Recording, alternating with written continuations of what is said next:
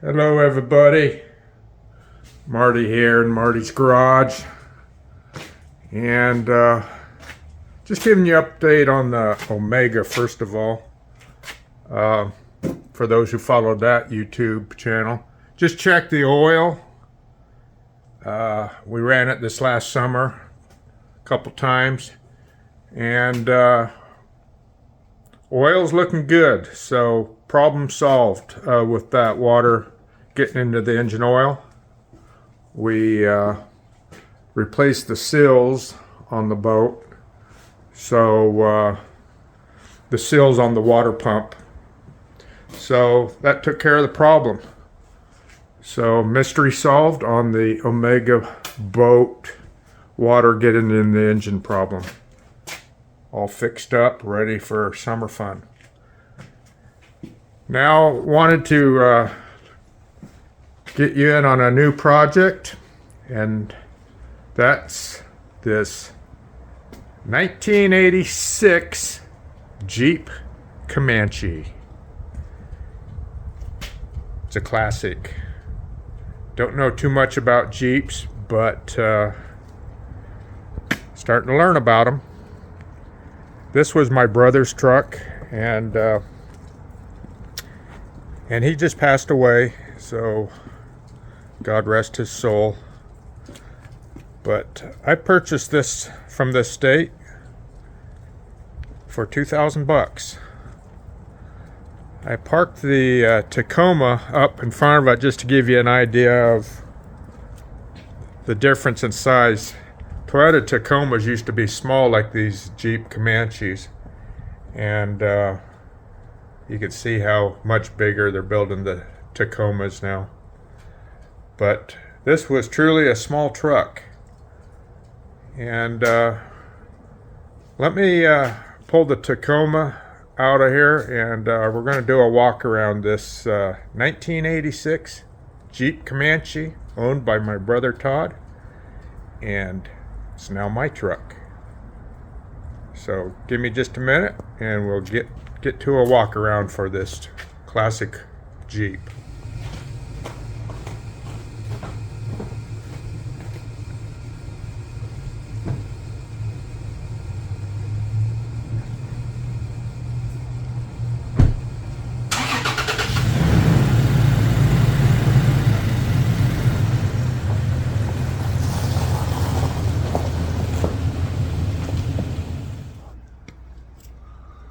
Okay, first we'll do a walk around the outside.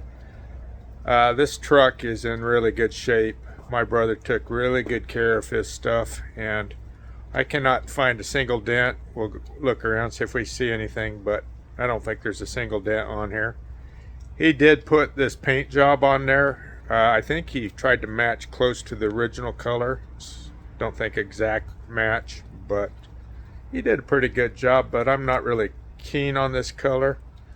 I'd like to get comments from all of you what you think we should do to this truck, but give me your ideas in the comments. But let's turn the camera around and we will look a little closer under the hood and stuff.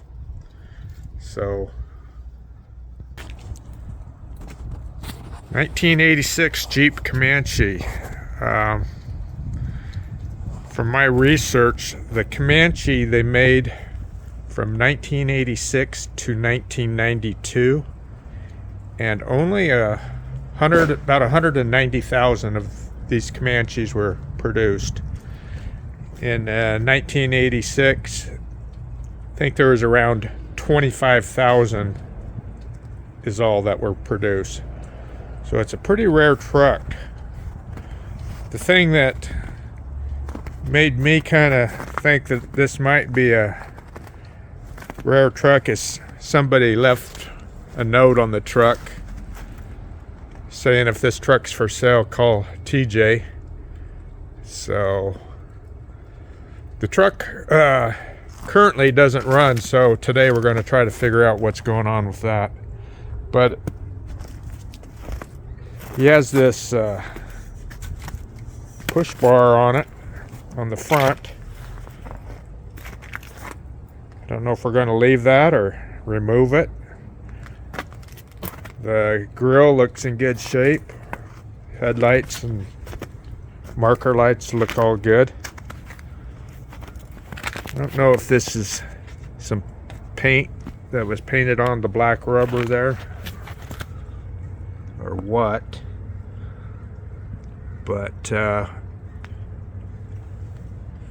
that front bumper looks like it's screwed in to the bumper, the chrome bumper. I like these Jeep wheels, original I believe, and we will just keep those original wheels is my thinking. BF Goodrich, pretty good tread left on them, but thinking to get some bigger tires on there, make this thing look aggressive.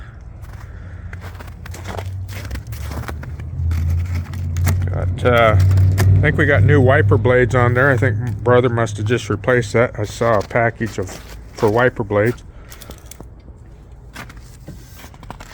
These mirrors look in good shape. I think those are original. Not positive on that, but people can comment.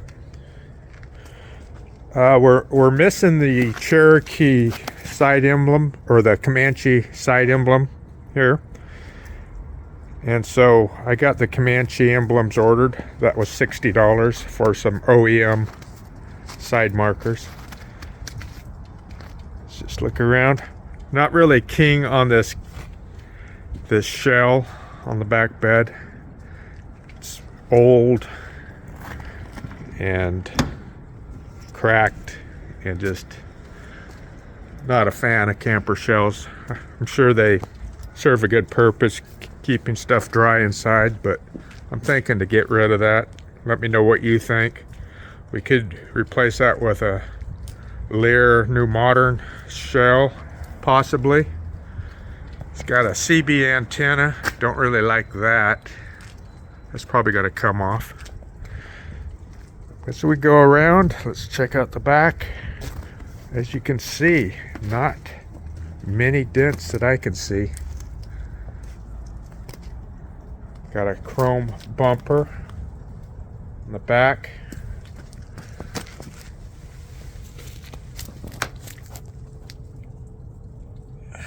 Got a tire back there, spare tire. Looks like some duct tape on the tailpipe. Leaf springs. See if this opens.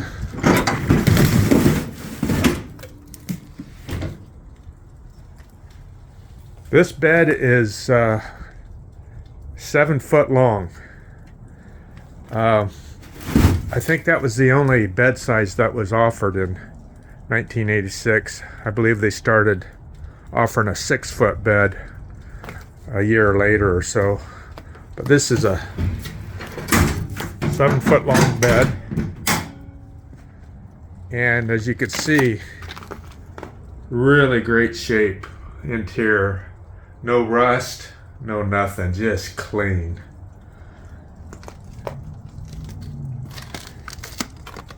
And so let's go around this side.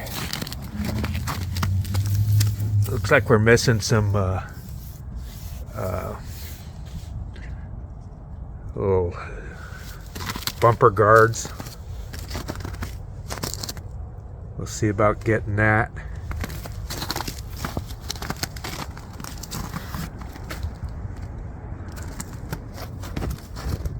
But all this side is just in perfect shape.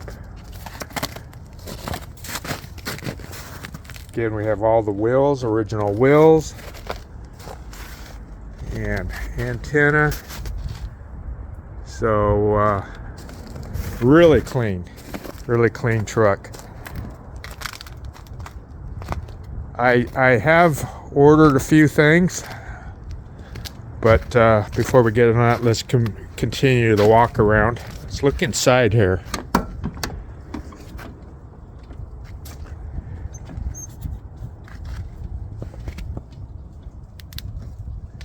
Interior is very clean. Brother was very frugal in that he didn't waste any money. Looked like he put some kind of crystal knob on the handle there. But this is the XLS model, I think it is called. XLS. It has the bucket seats and the center console. And these bucket seats, we'll shampoo those up. But look in great shape. I don't see any tears or anything. One problem I've heard about Jeep is you want to make sure there's no moisture causing rust on the floorboard. So we might pull this up and maybe put some rust preventive corrosion stuff on that floor and just check the floor to make sure there's no rust. But let's get inside here. A little messy right now, but we'll get her cleaned up. Headliner looks good. I believe that's original. Got some kind of a black vinyl on the sun visors. Windshield is all good, no cracks. I was looking at these, the glass here doesn't look like it can move in and out. It looks like just the window rolls up and down. But this all looks good, you know. I think this is all going to clean up. Haven't checked the air conditioning to see if we even have air conditioning. Still learning about the truck. But this is 4-wheel drive truck, so it's got the 2 high, 4 high, 4 low, and then it's an automatic transmission. My brother was a truck driver, so he did install a CB radio. Let me know if you think we should keep that, keep the antenna on top. Still debating on what to do with this thing, so please comment. Dash just looks in great shape. No cracks, no nothing. Looks like Todd had a sun visor, so we'll probably get that put up there and keep this thing in good shape. Little lights inside, I'm just noticing. But again, very clean, very clean. It's got a jockey box up there, little storage compartment, and just the basics on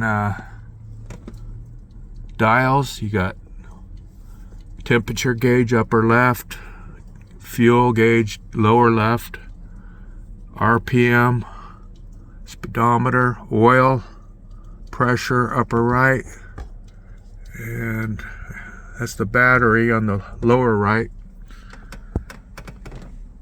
All right, let's look behind the seats.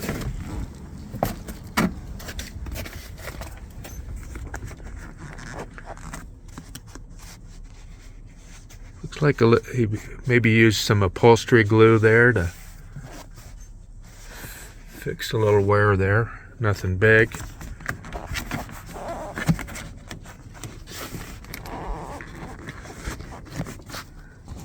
Let me set this camera down for a second.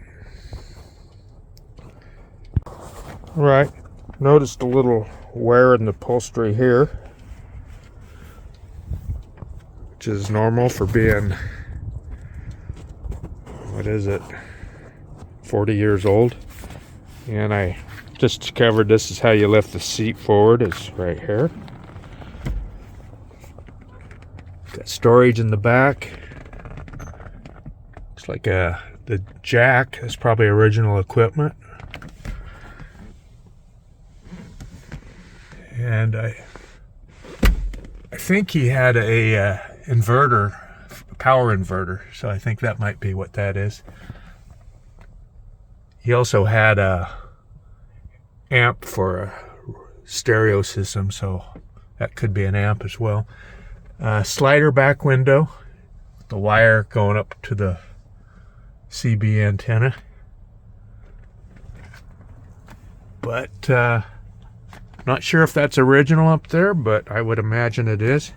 Tried to find the color code, but if anybody knows where that is, let me know. Saw some stuff down here,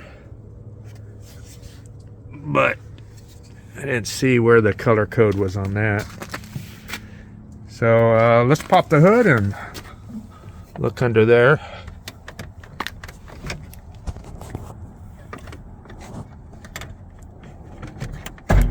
It's a little frozen out here today, but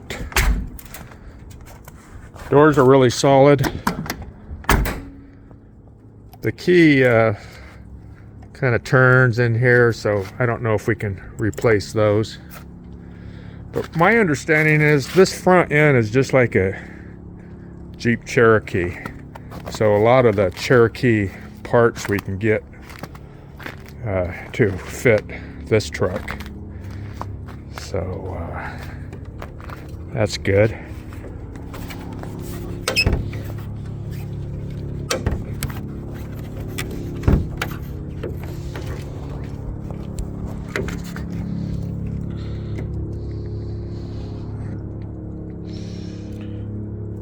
This is the 2.5 liter truck engine.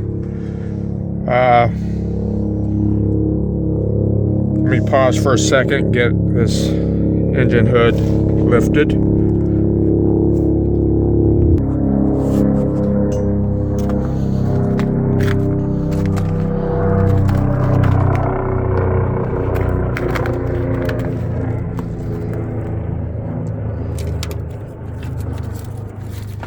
Todd had these wires tagged, so that's why I think that is an inverter back here, in the back behind the seat. This says power inverter negative, and these wires says amplifier on it. So I think we'll rip these wires out of here just to clean up things. We don't need an inverter or the amplifier. We put a new battery in here because this engine is not starting. It's not cranking at all. So we're going to see about getting this started first thing today. Could be the starter. We're not sure. But we're going to get this thing cleaned up and try to get it started today. New battery didn't do the trick. I'm going to replace this starter relay. Make sure all the connections are good with a new starter relay. And also, there were three fuse relays here, whatever you call them. And we got new ones for those. We'll replace that stuff, and then next thing we'll do is test the starter to see if the starter is actually working. Did check it. O'Reilly's, they have a new starter for this if needed. So that's the baby. Going to be just a fun project. We'll just work on this as we have time and as we get parts coming in. But so far, here's what we got. This came in yesterday. This is a lift kit, and it has the upgraded Fox shock absorbers. So I wanted to get this truck lifted, and it's a 4.5 inch lift. So let me know what you think about that idea. Got some new tools at Harbor Freight to do that suspension work. Torque impact wrench for air. Bought this to test our starter, to see, jumper the starter and see if we got a starter issue. These are the fuses that I talked about that we'll replace, and the new relay, starter relay.